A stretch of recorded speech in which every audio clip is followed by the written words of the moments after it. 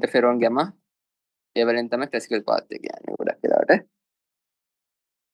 එතකොට ඕල්ටර්නේට් පාත් එකේදී ගොඩක් වෙලාවට කරන්නේ එක්ක ෆයිබ්‍රෝසිස් ස්ටඩි කරන්න, එක්කෝ ඒ ඉන්ෆෙක්ෂන් එක රිටේන් කරන් තියාගන්න, අන්න ඒ වගේ දේවල් වලට. ඇන්ජියෝජෙනසිස් ස්ටඩි කරන්න අන්න ඒ වගේ හේතු තමයි මේක කරන්නේ.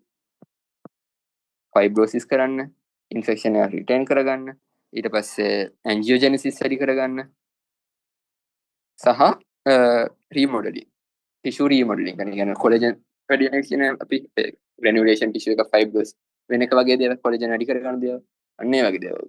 හරි එතකොට දැන් කවුරු හරි කිව්වොත් එහෙම TB වලදී මැක්‍රොෆාජස් ඇක්ටිවේට් වෙනවා කියලා ඒ ඇක්ටිවේට් වෙන මොන පාත් එකේද? මෙන්න මේ ඕල්ටර්නේට් පාත් එකේ. එතකොට අපේ ක්‍රොනික් ඉන්ෆ්ලමේෂන් එකට වඩාත් වැදගත් වෙන්නේ මැක්‍රොෆාජ් එක කෝඩිනේට් පාත් එකේ ඇක්ටිවේට් වෙන එක. හරිනේ. එතකොට ඒක පොඩ්ඩක් නිකන් ඔලුවට දාගන්න. ඊට පස්සේ මේ ඔය ග්‍රැනියුලෝමාස් හැදෙන විදිහෙම තියෙනවා. ඒ ග්‍රැනියුලෝමාස් හැදෙන විදිහ තව TB එක උයනට පස්සේ හොඳටම වෙයි. බට් මම ජස්ට් බේසික් කියන්නේ acute inflammation එකෙන් දැන් තියෙන knowledge එකත් එක්ක වගේ. ඒත් දැන් මැක්‍රොෆාජ් එකක් ඉන්නවනේ. ඌ එහෙම කරන්නේ මුලින්ම ෆැගොසයිටෝසිස් එකෙන් කියන්නේ මේ මොනවාද? එයාදාල බැක්ටීරියා එක හරි පැතජන් එක හරි ඇතුළට අරගෙන එයාව මරන්න try කරන්නේ.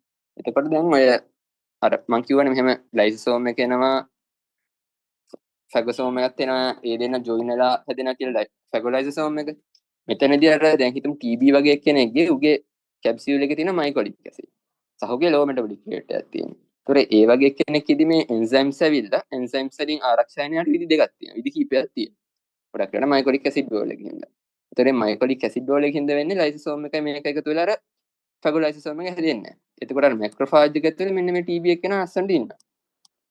ඒක දැන් මෙයා තුළ මෙයාට අර ගුණණය වෙන්නත් පුළුවන්. එතකොට වෙන්නේ දැන් ඊළඟට ඇක්ටිවේට් වෙන කට්ටිය ඇක්ටිවේට් වෙන්නේ මෙන්න මේ ඕල්ටර්නේට් පාත් එකේ. ඉන්ටර්ෆෙරෝන් ගැමා හින්දා නෙමෙයි ඇක්ටිවේට් වෙන්නේ දැන් ඉන්ටර්ලියුකින් 13 and ඉන්ටර්ලියුකින් 4 වලින් හින්දා. එතකොට එයාලා මෙතෙන්ට අවිලා කරන්නේ TNF දදා මෙයාව තියන් ඉන්නවා. එතකොට ඇවිල්ලා මේ ඔක්කොම මැක්‍රොෆාජස් ටික එකට ජොයින් වෙලා ඒක එක නිකන් අර කාසල් එක නිකන් වෝල් එකක් ගහනවා වගේ. මෙහෙම ගහගන්න. එතකොට මේකට අපි කියනවා ග්‍රැනියුලෝම එකක් කියලා. එතකොට TB වලදී වගේ න හෝෂු ග්‍රැනියුලෝමස් එනවා.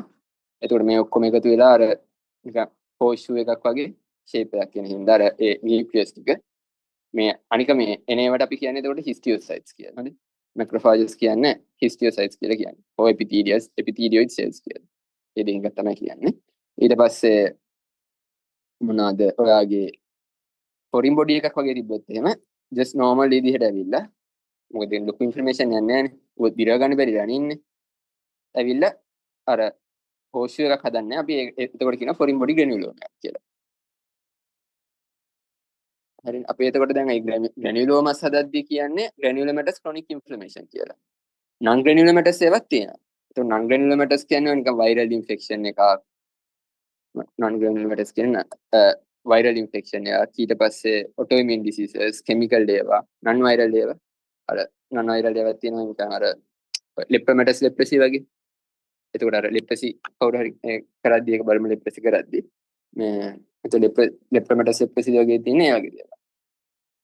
මේ එතකොට ඊට අමතරව තව අර දේවල් ටිකක් තියෙනවා මේ බෙඩ් නෝට් එකේ ඇති අර සපරේටිව් මොනවාද ක්‍රොනික් සපරේටිව් ඉන්ෆර්මේෂන් and සපරේටිව් ග්‍රැනුලෝමැටස් ඉන්ෆර්මේෂන් කියලා. ඒකේ ජස්ට් ඒකයි උදාහරණ විතර මතක තියාගෙන ඉන්නේ. ඒක වෙන විදිහ එච්චර ලොකුවට අවුලට ගන්න ඕනේ නැහැ. මොකද ඒවා MCQ එක හාර අවුස්සලා අහන දේවල් නෙමෙයි. බේසික් පොයින්ට්ස් නෙමෙයි ඒවා. එතකොට ඕක ටික තමයි බේසික් පොයින්ට්ස් ඉදිරියේ තියෙන්නේ. සීක්වල් එකත් බලා ගන්න. ග්‍රැනියුලෝම හැදෙන එක සීක්වල් එක. මේ එතකොට මොන හරි ප්‍රශ්න තියෙනවද ඔයාලට? පොඩක් ක්‍රොනික් එක වේගෙන් ගියා බට් කරන්න දෙන්න ටයිම් එක කන්ස්ට්‍රේන්ට්. ප්‍රශ්න තියෙනවද මොන හරි?